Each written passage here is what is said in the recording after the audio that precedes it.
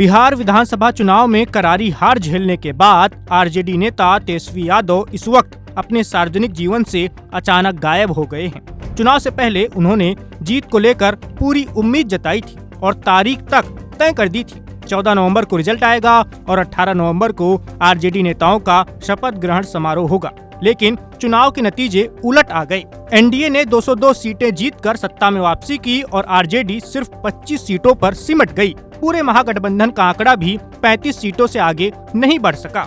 इस हार के बाद तेजस्वी यादव अचानक सार्वजनिक जीवन से गायब हो गए हैं। 20 नवंबर को पटना के गांधी मैदान में ऐतिहासिक शपथ ग्रहण समारोह हुआ, जिसमें प्रधानमंत्री नरेंद्र मोदी, केंद्रीय मंत्री और 11 राज्यों के मुख्यमंत्री मौजूद रहे।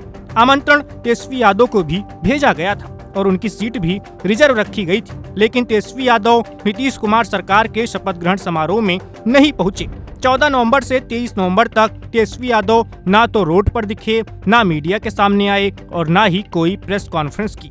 केवल राबड़ी आवाज तक ही उनकी मौजूदगी सीमित रही।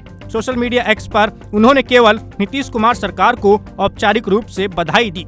इस दौरान आरजेडी में भी अंदरूनी विवाद, हार की समीक्षा और परिवार के बीच उठापटक की खबरें आती रहीं। 14 नवंबर को नतीजों की घोषणा के दिन तेजस्वी अपने पोलो रोड आवास में ही रहे। जैसे जैसे आरजेडी की सीटें घटती गईं, उन्होंने मीडिया से दूरी बनाए रखी। रात में वो राबड़ी आवास पर पहुंचे, लेकिन कोई बयान नहीं दिया। 15 और 16 नवंबर को भी उनके आसपास सन्नाटा देखने को मिला। आमतौर पर चुनावी हार के बाद विपक्ष का नेता जनता और समर्थकों को संदेश देता है, लेकिन तेजस्वी यादव पूरी तरह से बाहर रहे हैं। सबसे बड़ा सवाल शपथ ग्रहण समारोह को लेकर उठा।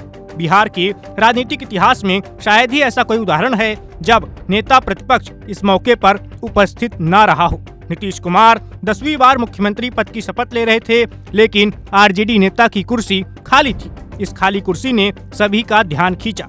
लोग पूछ रहे हैं, क्या तेजस्वी निमंत्रण से नाखुश थे? क्या ये कोई रणनीति थी या फिर परिवार में चल रहे विवाद ने उन्हें सार्वजनिक रूप से आने नहीं दिया? इस बीच आरजेडी नेताओं ने इस पूरे मामले पर कोई बयान नहीं दिया। तेजस्वी यादव की चुप्पी चर्चा का विषय बनी हुई है। उनके गायब होने ने सवाल खड़े कर दिए हैं कि भविष्य में पार्टी की रणनीति क्या होगी। इतनी बड़ी हार के बाद आरजेडी अब क्या करने वाली है? तेजस्वी यादव अभी कहां पर हैं? समर्थकों को वो कैसा संदेश दे रहे हैं और बिहार की राजनीति में उनका अगला कदम क्या होगा? चुनावी हार और सार्वजनिक रूप से गायब होने के बाद तेजस्वी यादव की गतिविधियां राजनीतिक हलकों में लगातार चर्चा का केंद्र बनी हुई हैं। न शपथ में दिखे, न कोई प्रेस कॉन्फ्रेंस की। तेजस्वी की इस रहस्यमयी चुप्पी ने बिहार की राजनीतिक दुनिया में नए सवाल खड़े कर दिए हैं। Subscribe to One India and never miss an update. Download the One India app now.